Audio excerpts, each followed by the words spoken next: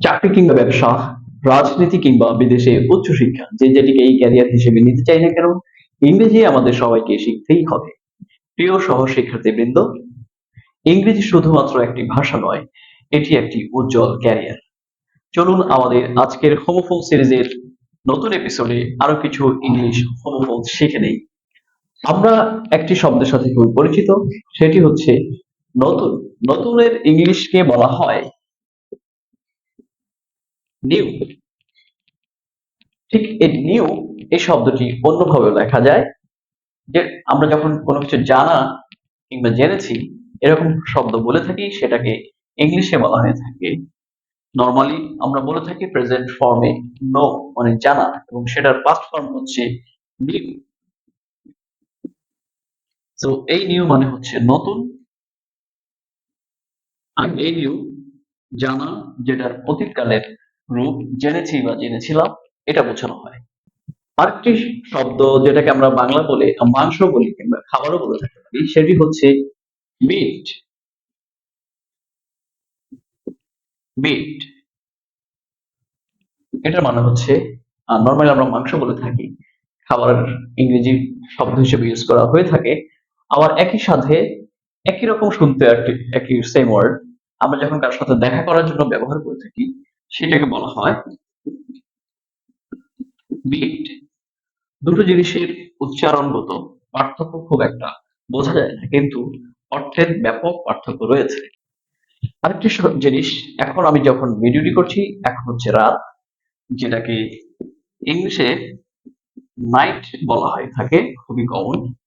ঠিক এই নাইটের মতো আরেকটি শব্দ রয়েছে, যেটি আসলে উপাধি, কারো উপাধি হিসেবে ব্যবহার করার জন্য ইংলিশে আমরা ব্যবহার করে থাকি, সেটাকে বলা হয় নাইট। বিশেষ করে এই উপাধিটা ব্রিটেনের রানী কর্তৃক দেওয়া হয়ে থাকে কাউকে বিশেষ সম্মাননা হিসেবে। সো নাইট এটা মানে হচ্ছে রাত, আর এই নাইটটা হচ্ছে উপাধি। দেখতে পাচ্ছেন জিনিসগুলো কত সিম্পল। এবার আমরা প্রত্যেকে এই শব্দগুলো জানি, কিন্তু এই সূক্ষ্ম পার্থক্যগুলোর কারণে অনেক সময় আমরা লিখতে গিয়ে গুলিয়ে ফেলি। আরেকটা জিনিস খুবই সুন্দর, পুরুষ। পুরুষকে ইংলিশে বলা হয়ে থাকে মেল। মেল মানে পুরুষ।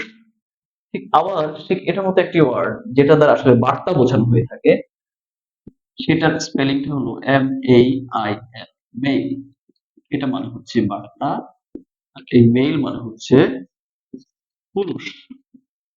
সো আমরা খুব ইজিলি জিনিসগুলো দেখতে পাচ্ছি, এবং এই সিলি সিলি জিনিসগুলো আসলে আমরা অসাবধানতা বশত কিন্তু লিখতে গিয়ে ভুল করতে পারি। So be careful please.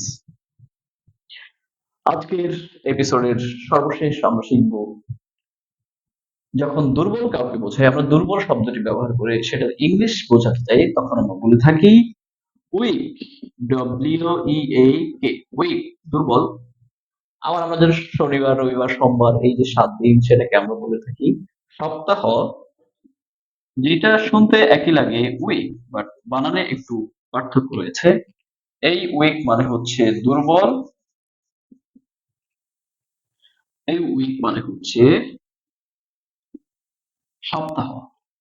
তো এই শব্দগুলো কিন্তু আমরা প্রতিনিয়তই ব্যবহার করে থাকি, এবং এর অর্থ আমরা আলাদা করে জানি, কিন্তু লিখতে গেলে, বলতে গেলে হয়তো আমরা কিছুটা বুঝবো না, যেহেতু এটা বললাম হোমোফোনস, শুনতে একই লাগে। তো যিনি শুনবেন তিনি বুঝে নেবেন, কিন্তু লিখতে গেলে পার্থক্যগুলো কিন্তু খুব পরিষ্কার ভাবে ধরা পড়ে। তো সবাই লেখার ক্ষেত্রে সতর্ক থাকবো। আশা করছি আজকের ভিডিওটি আপনাদের ভালো লেগেছে। পরবর্তী ভিডিও দেখার জন্য আমন্ত্রণ রইল। Thank you.